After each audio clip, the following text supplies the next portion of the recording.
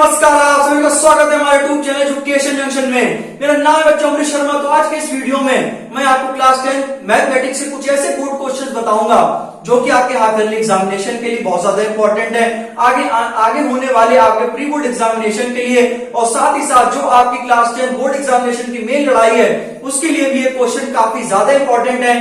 कई बार ये question board examination में डायरेक्टली पूछे जा चुके हैं। ये वीडियो आप सभी क्लास 10 स्टूडेंट्स के लिए बहुत ज्यादा इंपॉर्टेंट है। आप मेरी इस वीडियो को लास्ट तक देखना। बहुत सिंपल सी वीडियो रहेगी और जो भी मैं आपको क्वेश्चन इस पे बता रहा हूं या जो भी क्वेश्चन आपके सामने इस बोर्ड पर लिखे हैं, आप इस क्वेश्चन को अच्छे से बेटा समझना और इन क्वेश्चन को नोट कर लेना। बहुत अच्छे क्वेश्चन, बहुत इंपॉर्टेंट क्वेश्चन है। आपके जो हाफ ईयरली एग्जामिनेशन में उनमें भी बहुत ज्यादा चांसेस है कि क्वेश्चन पूछे जाएंगे, जो कि आपके आगे होने वाले प्री बोर्ड एग्जामिनेशन है उसके लिए भी बहुत ज्यादा इंपॉर्टेंट है, और बोर्ड के लिए तो ये क्वेश्चन इंपॉर्टेंट है ही। तो बिना किसी देरी के इस वीडियो को शुरू करते हैं। तो स्टूडेंट, सबसे पहला क्वेश्चन मैं लेके आया हूं आपके सामने चैप्टर नंबर 3 का। अब आप कहेंगे कि चैप्टर नंबर 1 और 2 के क्वेश्चंस कहां हैं, तो वो मैंने अपने यूट्यूब चैनल पर ऑलरेडी अपलोड कर दिए हैं। उस वीडियो का लिंक मैं आपको डिस्क्रिप्शन बॉक्स में दूंगा। आगे आने वाले जो चैप्टर्स शुरू होने वाले हैं चैप्टर नंबर 3, तो ऐसे ऐसे जैसे हम आगे बढ़ेंगे इस वीडियो में आपको अलग अलग चैप्टर से क्वेश्चंस अपने आप मिलते चले जाएंगे। तो चैप्टर 1 और चैप्टर 2 की मैं वीडियो ऑलरेडी अपलोड कर चुका हूं, आप उस वीडियो को जरूर देखें। उसमें भी बहुत अच्छे अच्छे क्वेश्चन है चैप्टर 1 और चैप्टर 2 में, जो कि इस बार बोर्ड एग्जामिनेशन में जरूर पूछे जाएंगे। तो चैप्टर नंबर 3, जैसा कि आप स्टूडेंट सभी लोग जानते हैं कि लीनियर इक्वेशन इन 2 वेरिएबल्स है। काफी अच्छा चैप्टर और काफी आसान चैप्टर है। जो क्वेश्चन इससे बनते हैं वो आप सुनिए। तो सबसे पहला क्वेश्चन स्टूडेंट्स में वर्ड प्रॉब्लम का लेके आया हूं। ये एनसीईआरटी का एक क्वेश्चन है। मैं ऊपर लिख भी देता हूं कि क्वेश्चन एनसीईआरटी का है। आफ्ताब वाला शायद अब आपको याद आ गया हो। खैर, Aftab tales his daughter 7 years ago, I was 7 times as old as you were, then also 3 years from now, I shall be 3 times as old as you will be. Represent this situation algebraically and graphically. Students, कहने का मतलब ये है कि क्या होता है इस चैप्टर में वर्ड प्रॉब्लम से रिलेटेड काफी सारे क्वेश्चंस आते हैं, जिसमें कि आपको पहली कंडीशन दे रखी गई होती है, आप उससे क्वेश्चन बनाते हैं। सिमिलरली आपको दूसरी कंडीशन दे रखी गई होती है, आप उससे क्वेश्चन बनाते हैं। फिर दोनों इक्वेशंस को आप ग्राफिकली सॉल्व कर पहले तो आप उन दोनों इक्वेशंस को अलजेब्रिकली सॉल्व करते हैं, और उसके बाद आप उन दोनों इक्वेशंस का एक साथ क्या कर देते हैं, ग्राफ बना देते हैं। तो ऐसे लॉन्ग क्वेश्चन स्टूडेंट बनता है। आफ्ताब वाला क्वेश्चन काफी फेमस क्वेश्चन है, एनसीईआरटी का ही सवाल है स्टूडेंट्स। तो मैं इस पर ज्यादा टाइम अपना खराब नहीं करूंगा। आप जानते हैं, आपको पता भी होगा, आपके पास किताबों की एनसीईआरटी में आफ्ताब वाला क्वेश्चन काफी बढ़िया सवाल है, और ये क्वेश्चन स्टूडेंट्स काफी बार बोर्ड एग्जामिनेशन में भी आ चुका है, आपके प्री बोर्ड्स में भी आएगा, और जो आपके हाफ एग्जामिनेशन है उसके लिए भी कई ज्यादा इंपॉर्टेंट है। बच्चों, क्या है इसमें, पिछले साल से 1-2 सालों में बच्चों क्या होता था कि लीनियर इक्वेशन इन 2 वेरिएबल्स को सॉल्व करने के लिए हमारे पास 3 मेथड होते थे: substitution, elimination and cross multiplication method. Cross multiplication method new NCERT syllabus से डिलीट हो गया है। स्टूडेंट्स में लिख के देता हूं, इस बार सब्स्टिट्यूशन और एलिमिनेशन मेथड से क्वेश्चन 100% आएगा। अब स्टूडेंट वो बात हो रही है कि डायरेक्ट अब सीबीएसई क्वेश्चंस नहीं पूछती है, तो वो आपको इन क्वेश्चंस के जरिए आपसे मतलब या तो वर्ड प्रॉब्लम के जरिए पूछ सकती है, या फिर अगर डायरेक्ट क्वेश्चन आएगा तो वो भी मैं आपको बताऊंगा कैसे कैसे क्वेश्चन उसमें आ सकते हैं। तो आफ्ताब वाला क्वेश्चन बहुत ज्यादा इंपॉर्टेंट है। दूसरा क्वेश्चन स्टूडेंट्स में बात करूंगा चैप्टर नंबर 3 में कि 5 pencils and 7 pens together cost ₹50, कि 5 पेंस और 7 पेन की जो टुगेदर दोनों की जो कॉस्ट है वो ₹50 है। Whereas 7 pencils and 5 pens together cost ₹46। ये भी मुझे लगता है एनसीईआरटी का ये शायद, कि 7 पेंसिल और 5 पेन की जो कॉस्ट है वो 46 है। Find the cost of 1 pencil and that of 1 pen. तो आपको 1 पेंसिल और 1 पेन की जो कॉस्ट है वो स्टूडेंट्स बतानी है। अब स्टूडेंट्स मैं आपसे कहूं, अगर आपके सामने क्वेश्चन लिखा हुआ है कि फाइंड कि solve the equation by substitution method, तो स्टूडेंट्स आपको सब्स्टिट्यूशन मेथड से ही करना है। अदरवाइज अगर आपके सामने कोई सा भी मेथड नहीं लिखा है तो स्टूडेंट्स आप एलिमिनेशन मेथड से ही क्या करें बेटा, उसको सॉल्व करें। अब स्टूडेंट्स आपके सामने तीसरा क्वेश्चन है कि solve 2x + 3y = 11 and 2x - 4y = -24 and hence find the value of m for which y = mx + 3। ये स्टूडेंट्स ये भी क्वेश्चन काफी ज्यादा अच्छा है कि solve 2x + 5 = 11 and 2x - 4y = -24 and hence find the value of m for which y = mx + 3। Students मैं आपको बता दूं, आपके एनसीईआरटी के में कुछ इस प्रकार से आपको टेबल दी होगी बेटा, ये आपके सामने बनी हुई है। अगर मैं इसको थोड़ा पास से दिखाऊं तो बेटा आप ये देख सकते हैं, और ये जो टेबल है इतनी प्यारी इतनी खूबसूरत टेबल है, इससे काफी सारे क्वेश्चंस आते हैं। आपके सामने 2 इक्वेशन दे रखी गई होंगी, जैसे मान लो 2x + 5y = 13, या फिर कोई सी भी यही वाली इक्वेशन उठा लीजिए। 2 इक्वेशन आपको दे रखी गई होंगी, मैं आपको दिखा दूं। जैसे ये लिखा है कि x plus 3y equal to 6 और 2x minus 3y equal to 12। अब आप इसमें ये बताइए कि ये कंसिस्टेंट होंगे, इनकंसिस्टेंट होंगे, इसमें यूनिक सॉल्यूशन होगा या फिर पैरेलल सॉल्यूशन है या फिर इनफाइनाइटली मेनी सॉल्यूशंस है, या फिर ऐसे भी इसमें क्वेश्चन पूछे जाते हैं अगर आपके सामने दो इक्वेशन दे रखी गई है, अगर वो दोनों इक्वेशन कंसिस्टेंट है तो आप इनका ग्राफ भी बनाकर दिखाइए। और स्टूडेंट्स ये जो टेबल मैं आपके सामने दिखा रहा हूं ये इतनी अच्छी टेबल है, इससे long question, short question, assertion, reason, MCQ बिल्कुल सदाबहार टेबल है बेटा। इस टेबल को बिल्कुल रट लेना, दो बार तीन बार इसको याद करना, आपको बहुत ज्यादा हेल्प होगी, बहुत अच्छे मार्क्स आपके इसमें आएंगे इस चैप्टर से। स्टूडेंट जो मैंने आपको टेबल बताई बेटा जरूर इसको पढ़ के आना। एमसीक्यू में भी कई बार आप चाहे पिछले साल का पेपर उठा लेना, आपसे पूछा गया तो इक्वेशन दे दी गई है, कंसिस्टेंट होगी कि नहीं, तो अगर आपको a1/a2 is not equal to b1/b2 है तो इसका मतलब क्या है, you getting what I am saying. तो जो मैं कहना चाहता हूं वो आप समझ रहे हैं, इस टेबल को अच्छे से याद कर लेना। और जो ये सब्स्टिट्यूशन मेथड है, एलिमिनेशन मेथड है, काफी सारे एनसीईआरटी में सवाल दे रखे हैं, क्योंकि बेटा मैं इस बोर्ड पे सब कुछ नहीं लिख सकता, मैं सिर्फ इसमें काम की बातें लिख सकता हूं, नहीं तो इसमें बहुत टाइम हो जाएगा, वैसे वीडियो बड़ी हो जाती है। तो इसके लिए मैं थोड़ा सा शॉर्ट के लिए आपको बता दूं, जो आपके एनसीईआरटी एक्सरसाइज में जो आपके पॉइंट वाले स्टूडेंट्स क्वेश्चन दे रखे हैं उनको कर लेना, √2x वाले √3y वाले क्वेश्चन दे रखे हैं बेटा उनको कर लेना, जिससे कि प्रैक्टिस कर लेना कि दो सवाल को लगा लें, जिससे कि जो आपका हाथ है वो रवा हो जाए। अब स्टूडेंट्स हम बात करते हैं ये वाला क्वेश्चन की, ये भी बहुत फेमस क्वेश्चन है कि हम अगर न्यूमरेटर में कुछ जोड़ दें, डिनोमिनेटर में कुछ जोड़ दें तो हमें जो मतलब जो फ्रैक्शन है वो हमें मिल जाता है। मतलब हम इस क्वेश्चन को पढ़ते तो हमें अक्षर समझ में आएगा। If we add 1 to the numerator and subtract 1 from the denominator, a fraction reduces to 1, it becomes 1/2. If we add 1 to the denominator then what is the fraction?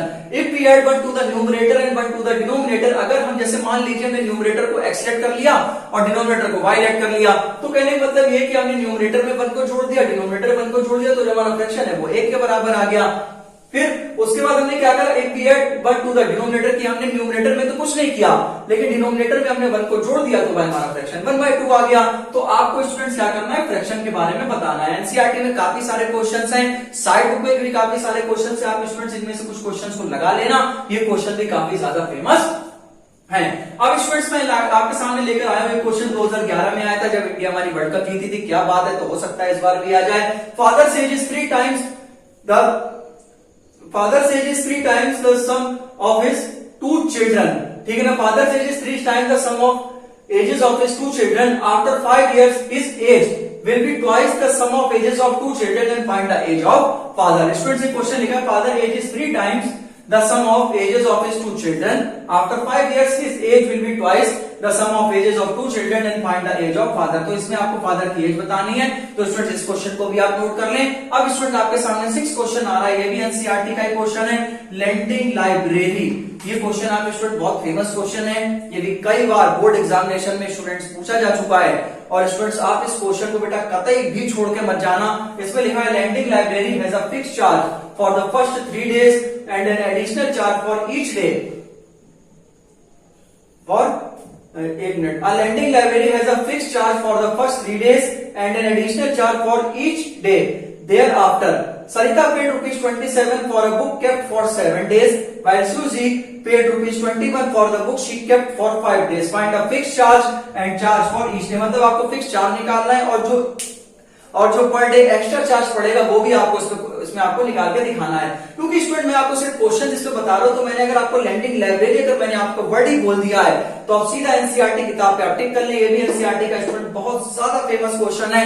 तो ये स्टूडेंट्स आपके चैप्टर 3 के क्वेश्चंस कुछ हैं, अभी भी chapter 3 के questions complete नहीं हुए हैं, वो क्वेश्चंस आपको नेक्स्ट स्लाइड पर मिलेंगे, तो उसके लिए भी आप वीडियो में बने रहें। अब स्टूडेंट्स बात करेंगे आगे के क्वेश्चंस की।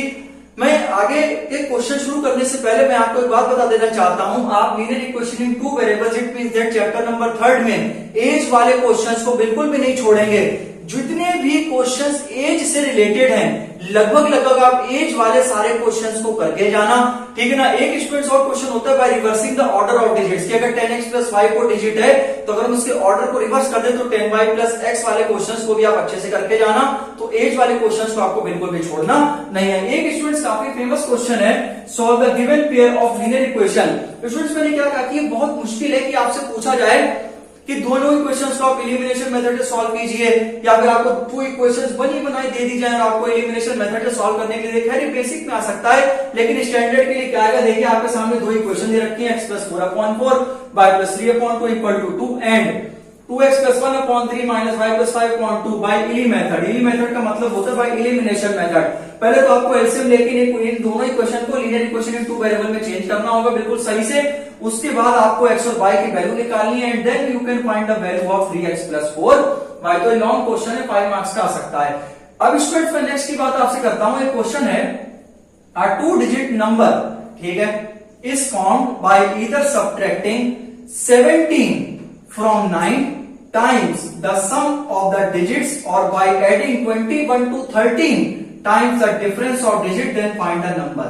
तो आपको इसमें नंबर बताना है। ये स्टूडेंट्स ये भी सही क्वेश्चन है कि a 2-digit number is formed by either subtracting 17, ठीक है, तो नंबर मान लेना 2 digit वाला, ठीक है ना, is formed by either subtracting 17 from 9 times, ठीक है, the sum of the digits or by adding 21 to 13 times the difference of digits, find the number। उसके बाद आप इनका डिफरेंस ले लेना तो ये सीधा सीधा आंसर आपका आ जाएगा। अब स्टूडेंट्स अब बात करते हैं, ये भी काफी ज्यादा अच्छा क्वेश्चन है कि इसमें एंगल्स के बारे में पूछा जाता है। The angles of a cyclic quadrilateral ABCD, आपके सामने एक साइक्लिक कोऑर्डिनेटर दे रखा है। एंगल ए की वैल्यू ये 4x plus 5 degree, angle B की value 2y plus 50 degree, angle C की value 2y plus 10 degree and angle D की value 5x minus 30 degree. Find x and y, आपको x और y की वैल्यू बतानी है। साथ ही साथ आपको जो एबीसीडी 4 एंगल्स है इनकी आपको वैल्यू बतानी है। ये भी स्टूडेंट्स काफी अच्छा क्वेश्चन है, ये भी स्टूडेंट्स आपके एग्जामिनेशन में पूछा जा सकता है। अब स्टूडेंट्स मैं आता हूं इसके हीरो क्वेश्चन पर। हीरो क्वेश्चन मैंने आपसे क्या कहा कि अगर आपके सामने दो इक्वेशन दे रखी गई होंगी, आपसे पूछा जाएगा या तो नंबर दे रखे होंगे जैसे 2x plus 3y equal to 5 and 4x plus 9y equal to 6, मतलब जो भी इक्वेशन दे रखेगा आपसे फर्स्ट पार्ट पूछेंगे नो सॉल्यूशन, फिर पूछेंगे इनफाइनाइटली मैनी सॉल्यूशन, फिर पूछेंगे यूनिक सॉल्यूशन। एक तरीके से आ सकता है।